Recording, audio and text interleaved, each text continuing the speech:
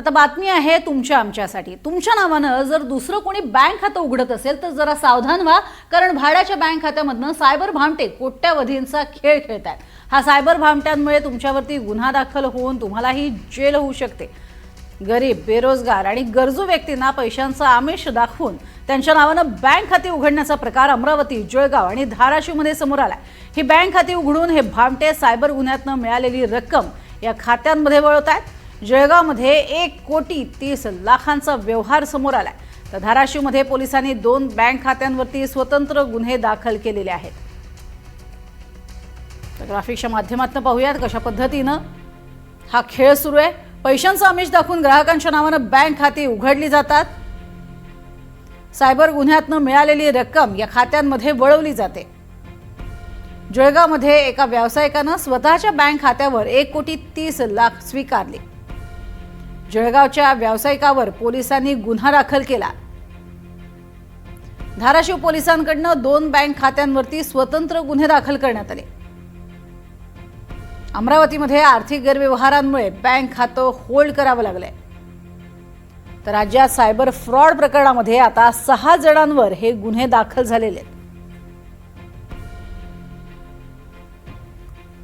तर तुम्ही सुद्धा सावधान रहा। या संदर्भात आपण अधिक माहिती घेणार आहोत। आमचे प्रतिनिधी प्रवीण मुधोळकर सध्या आपल्या सोबत आहेत। प्रवीण, नेमका सायबर भामट्यांनी हा एक अनोखी शक्कल लढवलेली आहे आणि त्याला सर्वसामान्य बळी पडतायत, काय अधिक माहिती? या संपूर्ण प्रकरणात नागपूरच्या त्रिमूर्ती नगर परिसरातून रमण सवाई थूल या 30 वर्षीय व्यक्तीला त्याच्यावर गुन्हा दाखल करून त्या ताब्यात घेण्यात आलाय। त्याची चौकशी सुरू आहे। त्याला सांगितलं की त्याचं जे बँक खातं आहे ते भाड्यानं मागण्यात आलं होतं। देशभरामध्ये अनेक ज्या टोळ्या आहेत त्या टोळ्या OTPच्या माध्यमातून अनेकांची फसवणूक करत असतात। त्यासाठी हे बँक खाती जी आहे वापरली जातात। त्यामुळे आमिष पैशाचं अनेकदा दाखवलं जातं की तुमचं बँक खातं काही रुपयासाठी आम्हाला द्या, पण असं कोणीही करू नका, कारण की तुमचं बँक खातं हे कोणत्याही वाईट कामासाठी वापरलं जाऊ शकतं। याही सोबत दुसरं असं आहे की क्रिकेट बुकी असतील किंवा इतर काळे धंदे करणारे जे लोक आहेत त्यांना अशा पद्धतीनं काळा पैसा हा पार्क करण्यासाठी अकाउंट्स लागत असतात। त्यासाठी सुद्धा हे अकाउंट वापरले जातात। नागपूरचं जर प्रकरण पाहिलं तर नागपूरच्या प्रकरणामध्ये अद्यापपर्यंत या व्यक्तीला अटक झाली नाहीये, कारण की हा व्यक्ती पोलिसांनी दोन्ही अँगलनं तपास करताय।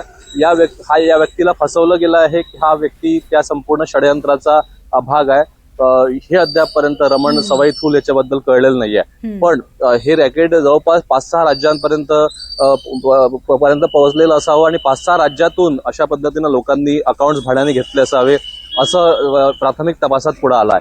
त्यामुळे तुम्ही कुठलंही KYC करताना किंवा असं अकाउंट आपलं ज्या बँकेत अकाउंट आहे ते कोणालाही त्याचा ऍक्सेस देऊ नका, असं पोलिसांचं म्हणणं आहे। नक्कीच, तुर्तास धन्यवाद या संपूर्ण सविस्तर माहितीसाठी प्रवीण।